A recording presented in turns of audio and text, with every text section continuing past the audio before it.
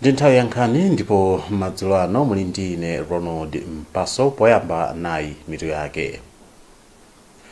Boma lapereka sabata ziwiri kwa anthu othawa kwawo kuti abwerere ku malo awo kudzaleka. Komiti ya nyumba ya malamulo yolondoloza chuma cha boma iyamba kulondoloza mmene boma lidagwiritsira ntchito ndalama za COVID-19. Ndipo munkhani zina anthu okhala ku machinjiri mu mzinda wa Blantyre akudandaula kuti kampani ya Motor Angel ikuwaswera nyumba zawo. Tindi zimenezi ndi zina zambiri tiyeni tikhalire limodzi.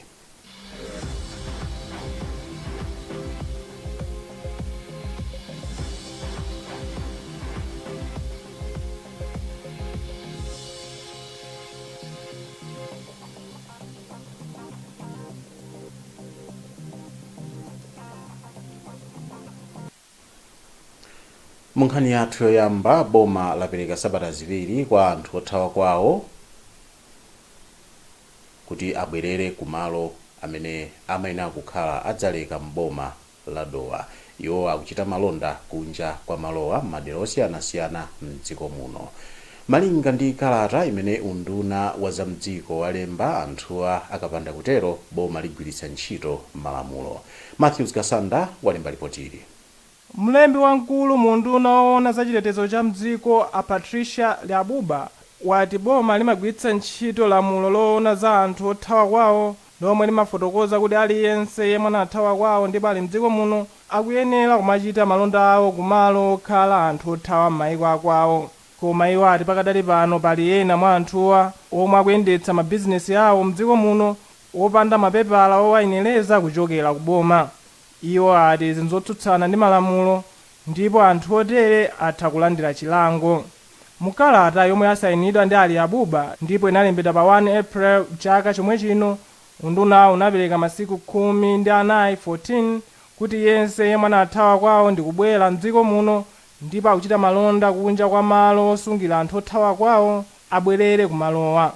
Andrew Nyondo ndi mneneri mu unduna woona za chitetezo cha mdziko. Tikuwauza choncho chifukwa choti kuti ndi malamulo amene akuwauza kuti iwo ayenera kuti azikhala kumeneko. Anthu amenewa ayenera kumakhala kumeneko chifukwa choti ndi ma-refugees. Anabwera kuno ku Malawi ngati ma-refugees, osati ngati anthu oti azichita business ku Malawi yayi. Komano malamulo ndi amene anene kuti iwo azikhala kumeneko mwina pokha patakhala mwina ndondomeko zina zoti iwo ali ndi zowayenera zonse zoti atamapanga business kunja kwa kampu. Koma ifeyo ngati boma tikunena kuti business awozo ngati angathe kumapanga ku kampuko mwina komera iwowo ngati ma-refugees komanso kukomera malamulo amene alipo. Malingana ndi unduna woona za chitetezo cha mdziko muno muli anthu othawa mayiko akwawo pafupifupi 40,000. Komiti ya ku nyumba ya malamulo yolondoloza chuma cha boma mawa iyamba ntchito yolondoloza mmene boma lidagwiritsira ntchito ndalama za COVID-19. Boma linapereka ndalamazi zimene zinali zokwana 6.2 billion kwacha mwezi wa August chaka chatha kuti zithandizire polimbana ndi mliriwu. Kalondolondoyu akudza pamene bungwe la National Audit Office silinatulutsebe ripoti la zimene kafukufuku wake adapeza pa nkhaniyi, ngakhale kuti masiku 30 amene mtsogoleri wa dziko lino a Lazarus Chakwera anapereka ogwirira ntchitoyi apitirira. Taonga Sabola akufotokoza. Wapampando wa komiti yolondoza chuma cha boma ku nyumba ya malamulo a Shadrack na Malomba akuza Times la Mulungu kunena kuti lolemba komiti yawo ikumana ndi mkulu wokumva madandaulo a anthu ombudsman Amartha Chizuma omwe anachitapo kafukufuku pa nkhani yomweyi kuti afotokoze bwino za zotsatira za ripoti lawo. Poyambirira kwenikweni tipempha ombudsman tikatuma ombudsman kuti atifotokozere mmene ntchito yawo anagwirira ndi zimene anaziona ndi zimene anazipeza komanso ndi uphungu umene anapereka kuti zinthu zimene zinaonongekazo zimene zinasokonekerazo zikonzedwe. Ana Malomba atinso komiti yawo ikumana ndi Reserve Bank ya Malawi komanso akuluakulu aku Department of Disaster Management Affairs DODMA ndi magulu ena okhudzidwa kuti alondoloze bwino za nkhani. Ana Malomba anaonetsanso kukhumudwa kwawo ndi ofisi ya Auditor General imene inapatsidwa mphamvu kuti ipange kafukufuku pa nkhani iyi. Ifeyo ngati Public Accounts Committee ndifo khumudwa chifukwa chakuti auditor general tinawuza kuti 21 days. Ndi 21 days yatha 3 weeks yapitayo. Nge timayembekeza kuti atipasa report imene mu 21 days musanatipatse. Wiki imene yangotha kumeneyi tinakhala nawo pansi ndi amatuza kuti ya report ituka lachisanu. Nge tikuyembekeza kuti mawali tifunsanso kuti report ngati sinatuluke tafotokozeranso Malawi komanso tilembanso kwa office kwa to cabinet president and cabinet kuti ayi tsopano nkhani imeneyi ngati kuti sikuyenda bwino nawuza auditor general imene nakupangapo. Pa 22 mwezi wa Februwale chaka chino mtsogoleri wa dziko lino Lazarus Chakwera anawuza ofesi ya auditor general kuti ifufuze za nkhani ya 6.2 billion kwachayi pasanathe mwezi. Ndipo sabata yatha mneneri wa ofesi ya auditor general Rabson Kagwaminga anawuza Times kunena kuti ofesi yawo idakafufuzabe za nkhani. Anthu oposa 200,000 abayitsa katemera wa COVID-19 wa AstraZeneca mdziko muno. Mmodzi wa apampando a komiti ya mtsogoleri wa dziko lino yoona za matendawa akhumbize Kandodo Chiponda ndi amene wanena izi ndipo wayamikira anthu amene alandira katemerayo pochita chisankho chodziteteza ku COVID-19. Matthews Kasanda wadza ndi ripoti ili. Achiponda omwe ndi nduna ya zaumoyo ati dziko lino lili ndi ndondomeko ya mphamvu yolondoleza kaperekedwe kakatemera ndipo kuti akuluakulu a zaumoyo amakhala tcheru kuwunikira zakatemera aliyense yemwe akuperekedwa mdziko muno. Iwo ati ndondomeko yotere ndi yomwe igwiritsidwanso ntchito popereka katemera wa COVID-19 wa AstraZeneca. Iwo anena izi loweruka mukalata yomwe anatulutsa yofotokozera za mmene ntchito yolimbana ndi nthenda ya COVID-19 ikuyendera. Achiponda afotokozanso kuti akuluakulu olondoleza zakaperekedwe kakatemera mdziko muno ali tcheru kuonetsetsa ngati pangakhale zovuta zina zomwe zingabwere anthu akalandira katemera wa COVID-19. Ndipo mkulu womenyera ufulu wa zaumoyo mdziko muno Amaziko Matemba wati dziko lino lidachita chisankho choyenera pobweretsa katemera wa AstraZeneca. Chimene apangaso chabwino weekend anthu ma weekend sakuwauza kuti azikabayisa komanso nchosangalatsa kuti magulu ena ndi ena amene ndithu amakangata makayikira mbuyo ngati a charity komanso ena ama CSO komanso ena ndi ena mafumu ayambapo ndithu kuvomera ndi kulandira nawo katemera ameneyi. Koma chachikulu chimene chifunikira kuti monga mudziwa kuna kuti anthu amene ena kubayisa katemera amene ndi 11 million. Nde ngati tabayisa 200,000 ndicho kuti chibayisa 11 million singatenge mwezi uwiri o wiki imodzi zikufunika nthawi. Koma zikufunanso kuti aphatizisidwa pang'ono zakuyamba pang'ono koma masita zamba upanga pick up.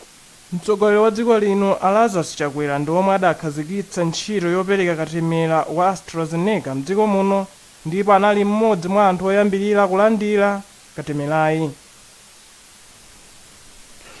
Ophunzira oposa 1,500 amsukulu za primary za kumpoto mboma la Mzimba akuyembekezeka kupindula ndi maphunziro apadera amene cholinga chake ndi kuphunzitsa ophunzirawa zimene analephera kuti aziphunzire sukulu atazitseka chifukwa cha COVID-19. Maphunzirowa awakonza kudzera mu ndondomeko yotchedwa Follow Every Child ya bungwe la Pace for Social Change Organization ndipo ayamba mwezi uno mpaka mwezi wa June. Feston Malekezo wadza ndi zambiri. Mkulu wa bungwe la Pace for Social Change Gibson Chisale anati boma likuyenera kuyika njira zabwino zimene zingathandizira ophunzira kubwezeresa nthawi imene anataya kamba ka tchuti yodza kamba ka nthenda ya COVID-19. Achisale anatinso boma likuyeneranso kuyang'ana mwatcheru mpungwepungwe molipo pakati pa ilo ndi aphunzitsi ponena kuti izi ndi kuthekera kochedwetsa maphunziro mdziko muno. Achisale anayankhula izi pamwambo ophunzitsa aphunzitsi okwana 12 omwe athandize kuphunzitsa ophunzira kubwezeresa zomwe anakanika kuphunzira pa nthawi ya tchuti yodza kamba ka nthenda ya COVID-19. Ntchitoyi ndi ya ndalama zokwana 3.7 million kwacha imene ikuthandizidwa ndi bungwe la National Democratic Institute. Project imeneyi makamaka cholinga chake nchona kuti tithandizire ana ma classes 3, 4 and 5 and 6 pa maphunziro amene anamisa nthawi ya COVID-19 nthawi ya 6 months COVID ija komanso tinali ndika break isokena ka 6 months komanso takhala ndipo ana akhala ndi ma break ambiri pa nkhani ya maphunziro muona nkhani ya strike pamene akulimbana na tumu komanso boma amene akupanga safa kwambiri ndi ana. Cholinga chathu nchona kuti ana apange cover zimene anamisa nthawi ya mavuto amene tikukamba. Mawu ake mmodzi mwa aphunzitsi pa skulu ya primary ya Nkhokwe atapiwa Nundwe ali nkwabwino kuti nthawi atayionjezera ponena kuti miyezi 3 njochepa. Ndi chikhumbokhumbo chonena kuti ngati nkotheka maklasiwa tiziyambira kushwa primary ndi maklasi kuyamba standard 1 mpaka na 8 ndeno atamati tiziphunzitsa anawa kuchoka standard 1 mpaka 8 zikuzokhala zothandiza kwambiri rather than kuti tizingoyamba standard 3 mpaka na 6. Kafukufuku amene anachitidwa ndi bungwe la United Nations Education, Scientific and Cultural Organization mwezi wa Oktoba chaka cha 2020 anaonesa kuti ophunzira pafupifupi 1.6 billion pa dziko lonse lapansi anasokonezedwa kamba ka nthenda ya COVID-19 kamba kakusekedwa kwa sukulu zawo. Mukoni Nkhani kuchokera kuno ku wireless ya kanema ya Times TTV ndipo tikhati kupitiriza kupatsani nkhani ziposachedwa apa zikatha izi.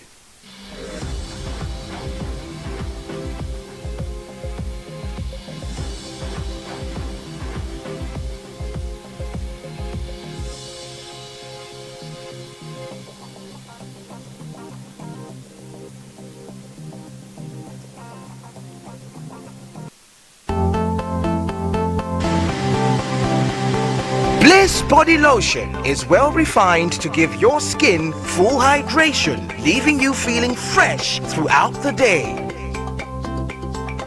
Bliss Body Lotion is a top-range body lotion which contains natural extracts and is found in 3 flavors at a very reasonable price. Bliss Lotion Aloe Vera, Bliss Lotion Instant Hydration, Bliss Lotion for men. Get yourself Bliss Body Lotion today in all leading stores across the country.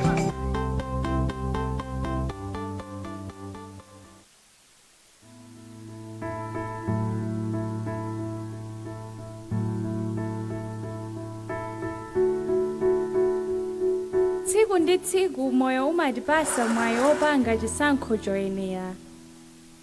Chisankho chokhala ndi thupi losalala bwino, kupanga zinthu motakasuka, kuchotsa mafuta, kukhala aukhondo ndiso odziteteza ku mliri wa COVID-19. Pangani chisankho choyenera lero posankha katundu wa Purity ndi kukhala otetezeka. Kuwina double. Ikani ndalama yoyambira 50,000 kwacha ku fixed deposit account ya Finca kwa miyezi yosachepera 3 ndi kupeza mwayi wowina ndalama. Uku mukulandira chiwongola dzanja chochuluka. Mutha kulandiriratu chiwongola dzanja pa nthawi yomwe mukuyika ndalama, komanso mukayika ndalama yambiri. Mwayi wanu udzakula mu mpikisano wa double womwe mphoto yayikulu ndi 500,000 kwacha. Pali mphoto zina monga 250,000 kwacha, 200,000 kwacha ndi 150,000 kwacha kwa anthu atatu mwezi uliwonse. Mpikisanowu ulipo mpaka pa 31 May 2021. Malamulo a mpikisano adzatsatidwa. Finca, building tomorrow together.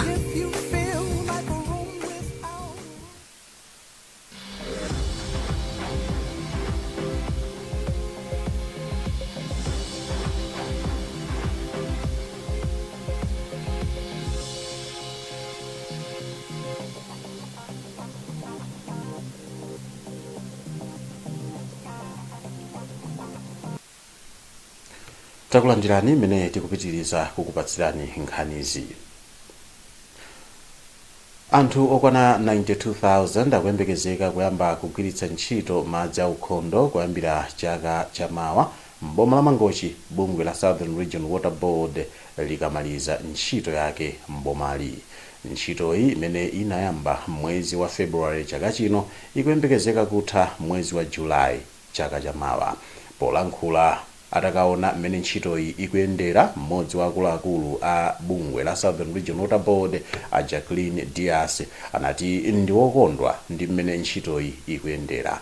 Justin Mkweu ali ndi zambiri mlipotiri. Ntchito yomwe inayamba pa 1 February chaka chino ndi yofuna kuthandiza anthu mderali kuti akhale ndi madzi aukhondo omwe akhala akuwasowa kwa zaka zambiri. Adayasi anaonjezera kuti ntchito iyi ikatha ikwaniritsa udindo wawo ofuna kupereka madzi aukhondo kwa anthu amaboma amene akugwiramo ntchito. Ifeyo ngati Southern Region Water Board tili ndi udindo oti tipereke madzi chifukwa monga mukudziwa kuti Southern Region Water Board ndithu ndi kampani ya boma, andi cholinga cha boma ndi chakuti aliyense akhale ndi madzi aukhondo.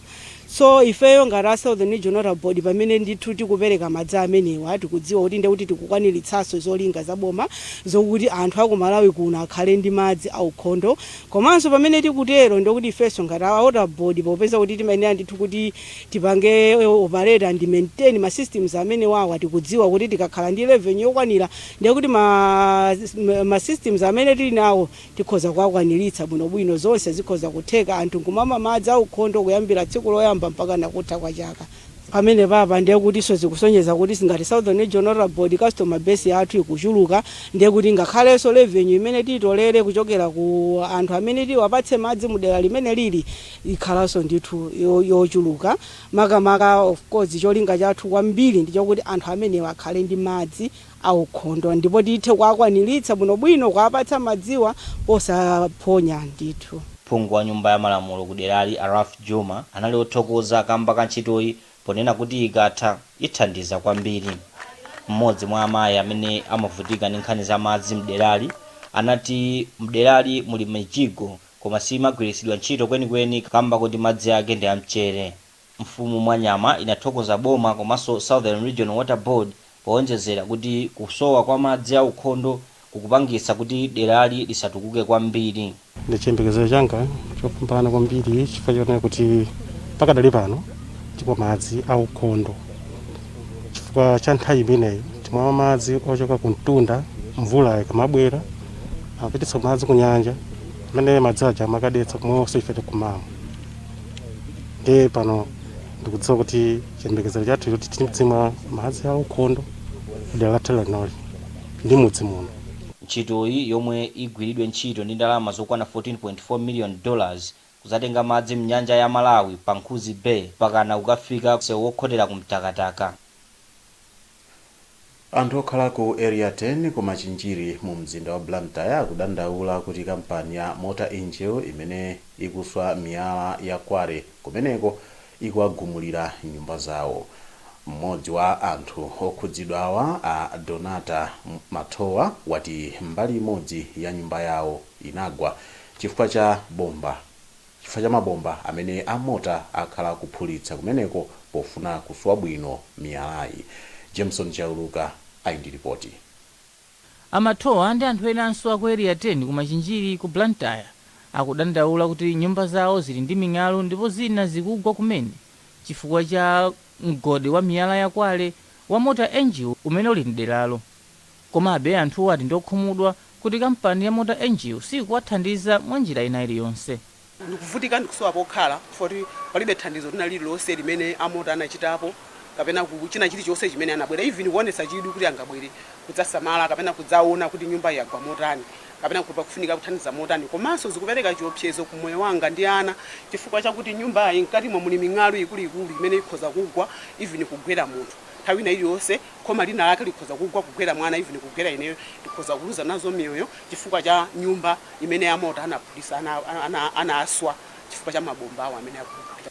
Nkhani izi zakhala zili m'bwalo la milandu kuyambira mchaka cha 2016 koma mpaka pano tsiku lenileni lakuti mulandu uyambe silikudziwika. Kubwaloli kunapita nkhani za anthu aku Machinjiri ku area 10 komanso amudzi wa Alaiti andera lomwelo. Amene akuyimira anthuwa a Wellington Kazembe ati kampani ya mota idasankha kulipira anthu aku Alaiti posagwiritsa ntchito bwalo la milandu koma idaona kuti nkhani yokhudza anthu aku area 10 ku Machinjiri ikambidwe m'bwalo la milandu. Mneneri wa kampani ya Motor Angel wa Thomas Chafunya adakana kuyankhulapo zambiri pa nkhani ponena kuti nkhani iyi ikanali m'bwalo la milandu. Bungwe la Malawi Red Cross lathandizira unduna wa zaumoyo pa nkhani za ngozi zogwa mwadzidzidzi. Malinga ndi mmodzi wa akuluakulu a bungweli a Makbain Kanong'odza, ndi kuchuluka kwa ngozi zotere mdziko muno pakufunika kuti anthu awaphunzitse mwaukadaulo. Wezi Gausi ali ndi zambiri mulipotili. Akanong'odza anati unduna wa zaumoyo ndofunikira kwambiri pothandizira ngozi zogwa mwadzidzidzi mdziko muno. Iwo anati akwanisa kuphunzitsa anthu okwanira 7 pa nkhani yothandizira anthu koyambirira pakachitika ngozi zogwa mwadzidzidzi. Ngozi zapansewu tikumva tsiku ndi tsiku zikuchitika, ndipo zikachitika pali anthu amene akuluza miyoyo yawo, komanso tunena kuti pali anthu amene amangovulala sitidziwa kuti zatha bwanji. Anthu amene ajawo ndi anthu amene zikutikhudza kuti mwina zitamachepa kuti ngati zachitika zichitike, kuti mwina sizikanatheka kuti ngozi ilephereke, koma ngati zatero anthu onse alandire chithandizo choyenerera. Ndipo mmodzi mwa akuluakulu ku undunawu ayankhuluwe anena kuti zimene bungweli lachita ndi kungonjezera pa zimene undunawu umachita kale. Aluwa anati undunawu uli ndi magalimoto amaambulasi amene anaperekedwa madera amene ali ndi msewu wa M1 kuti azithandizira pa ngozi zogwa mwadzidzidzi. Assessment imene inachitika ndi boma inaonetsa kuti anthu ambiri amamwalira pazifukwa zosiyanasiyana akachita ngozi. Wani pena umakhala kuchedwetsedwa kunyamuka pamalo a ngozi kupita ku chipatala, pena amathaotheka kuti anyamulidwa msanga koma chithandizo chimene alandira sichinali choyenerera. Pakali pano anthu mdziko muno adziwitsidwa kuti atha kuyimba nambala ya 118 pakakhala kuti akomana ndi ngozi zogwa mwadzidzidzi. Mtsogoleri wa sako ya Lilongwe University of Agriculture and Natural Resources a Faith Nakanga wati bungwe lake lachita bwino mchaka chapitachi ngakhale kuti lakumanabe ndi mavuto kamba kamatenda a COVID-19. Anakanga alankhula izi pa msonkhano wa ukulu wa bungweli wa pachaka mu mzinda wa Lilongwe. Iwo akufotokoza zambiri kwa Rebecca Chimcheka.